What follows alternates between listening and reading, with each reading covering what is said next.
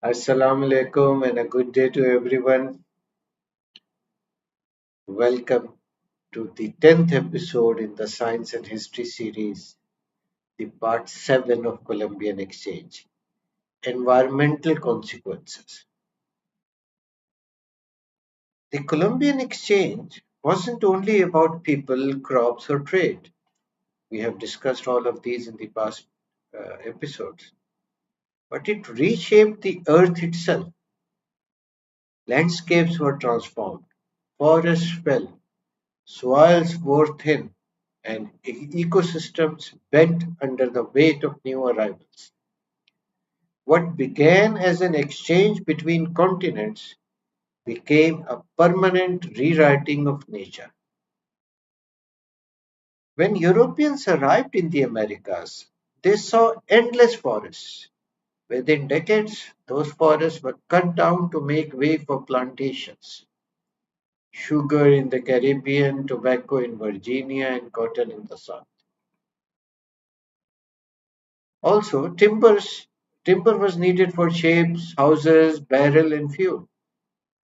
The demand was relentless. Every harvest meant more land, more trees, more wilderness lost.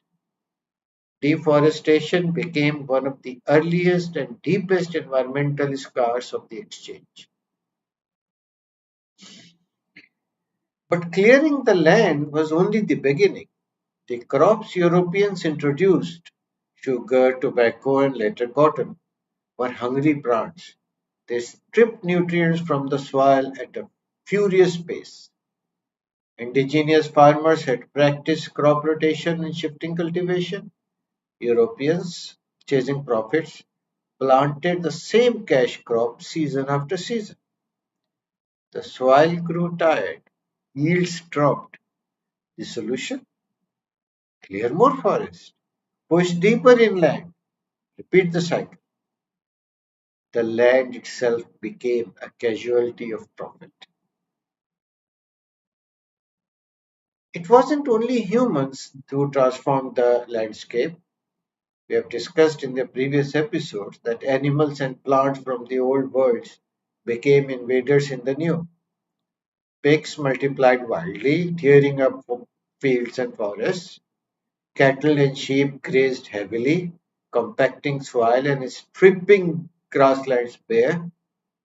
Weeds like dandelions, clover, and European grasses spread everywhere ships landed. Even stowaways like rats came ashore, competing with native animals and reshaping food chains.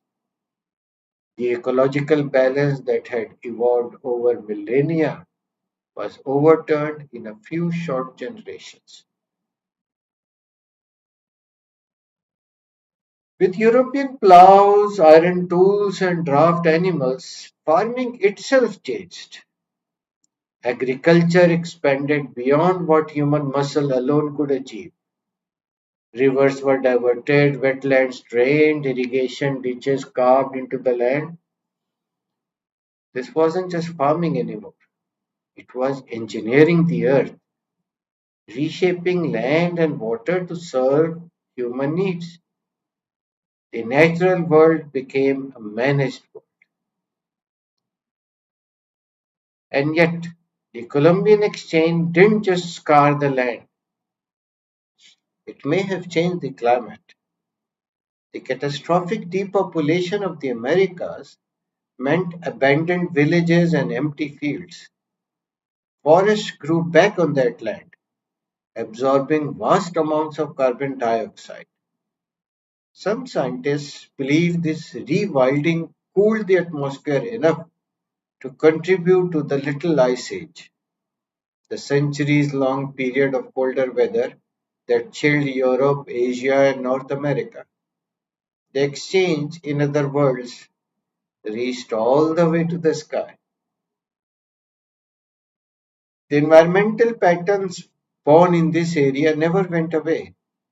Deforestation, soil exhaustion, invasive species, monoculture farming, they're still with us today, only on a global scale. The Columbian Exchange didn't just connect continents, it reprogrammed the planet. The exchange was not just cultural, not just economic, but environmental.